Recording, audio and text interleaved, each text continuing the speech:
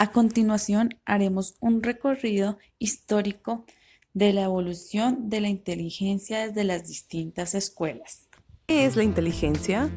Debemos acordarnos que la inteligencia es un proceso cognitivo que proviene del latín intelligentia, que a su vez deriva de intelligere. Está compuesto por dos términos, intus, que significa entre, y legere, que significa escoger, lo que refiere a aquella persona que sabe elegir. Sin embargo, la inteligencia es un proceso ligado a otros procesos cognitivos como aprender, entender, tomar decisiones y formarse una idea determinada de la realidad. Hoy en día se habla de inteligencia humana, animal y artificial. Se tienen en cuenta otros aspectos importantes como son las emociones, los sentimientos y también las individuales. Galton fue uno de los primeros investigadores que se dedicó al estudio sistemático de las diferencias individuales en la capacidad mental, demostrando que las personas diferían una de otras en los procesos más básicos, lo que causaba las diferencias en su capacidad mental. Estaba convencido de que las diferencias individuales más importantes, entre las que incluye las morales, intelectuales y caracteriales, no son adquiridas. Cattell levanta las pruebas mentales con el objetivo de convertir a la psicología en una ciencia aplicada. En 1905, esta escala consistía en 30 elementos que eran puntuados como acierto y error, en el que se combinaban pruebas sensoriomotrices, coordinación visual, motora, etcétera, con otras en mayor número de carácter cognoscitivo, memoria, discriminación de información, pensamiento divergente, etcétera. La correcta resolución de muchas de las tareas requería la coordinación de habilidades físicas e intelectuales. En 1916 está el test Stanford-Binet, donde aparece por primera vez el concepto de coeficiente intelectual, entendido como la razón entre la edad mental y la edad cronológica. Binet da comienzo a la polémica de si el rendimiento en inteligencia depende de un único factor general o de muchos factores específicos. Estos dos grandes psicólogos defienden la existencia de un factor general que penetra en la ejecución de todos los test y tareas utilizados para valorar la conducta inteligente. Spearman defendía el factor general como un nivel individual de energía mental. Thorndike publica el artículo La inteligencia y sus usos. En este artículo señala la existencia de tres tipos de inteligencia.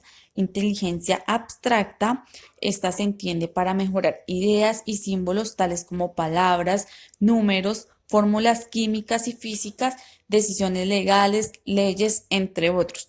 En la inteligencia mecánica la define como la habilidad para entender y manejar objetos y utensilios tales como armas y barcos.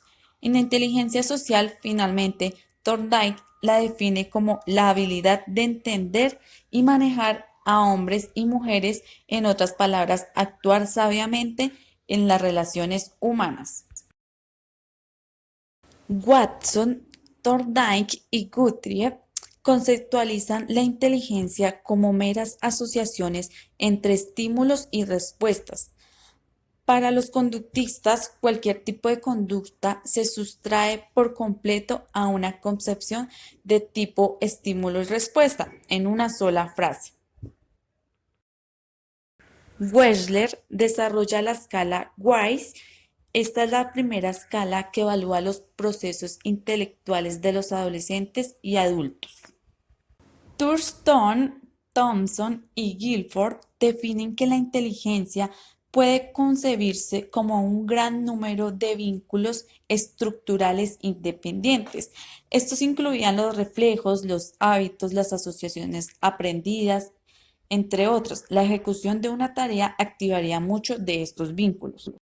Estos psicólogos de la teoría de la Gestalt introducen el concepto de discernimiento, pensamiento productivo, Dentro del concepto de la inteligencia, en términos de Wertheimer, la conducta inteligente se caracteriza principalmente por el pensamiento productivo con discernimiento, más que por el pensamiento reproductivo de memoria.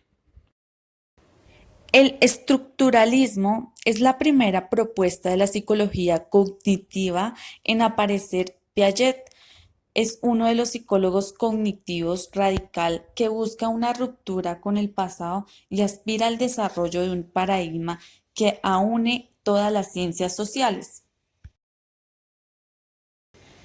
Turing define el campo de la inteligencia artificial y establece el paradigma de la ciencia cognitiva.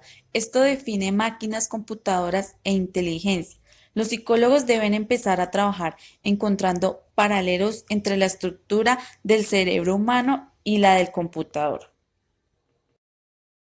En estos grandes psicólogos podemos ver los intentos de convertir la psicología en una rama de la ciencia de los computadores han fracasado, pero han desembocado en un renacer de la psicología cognitiva. Mayer y Sternberg hacen un énfasis en las operaciones cognitivas, símbolos y manipulación de símbolos que forman parte de la inteligencia. Que en 1983 manifestó que la inteligencia no es un conjunto unitario que agrupe diferentes capacidades específicas, sino es una red de conjuntos autónomos interrelacionados entre sí. Asimismo, Gardner consideraba que todos nos destacamos en áreas particulares. Gardner insiste en la pluralidad del intelecto. Existen muchas capacidades humanas que pueden ser consideradas como inteligencias, porque son tan fundamentales como las que tradicionalmente detecta el test de CI.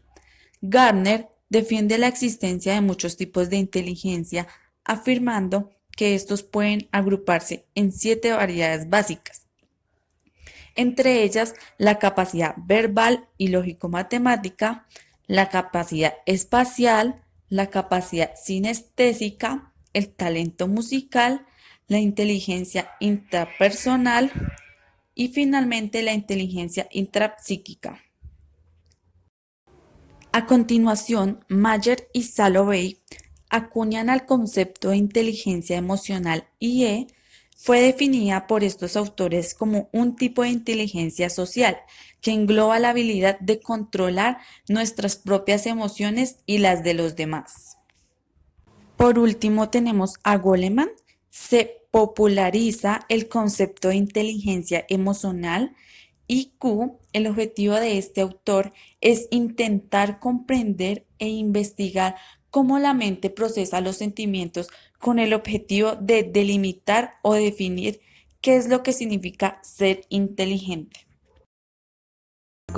Por Daniel Goleman, que se acuña el término inteligencia emocional. Este es un tipo de inteligencia que abrió la puerta a muchos estudios, la cual se define como la capacidad de reconocer nuestros propios sentimientos y los de los demás, de motivarnos y de manejar adecuadamente las relaciones, siendo una habilidad para manejar los sentimientos y emociones, discriminar entre ellos y utilizar estos conocimientos para dirigir los propios pensamientos y acciones, donde, según Daniel Goleman, se requieren ciertos componentes, como la actitud positiva, autocontrol emocional, competencia social, competencia para la vida y el bienestar.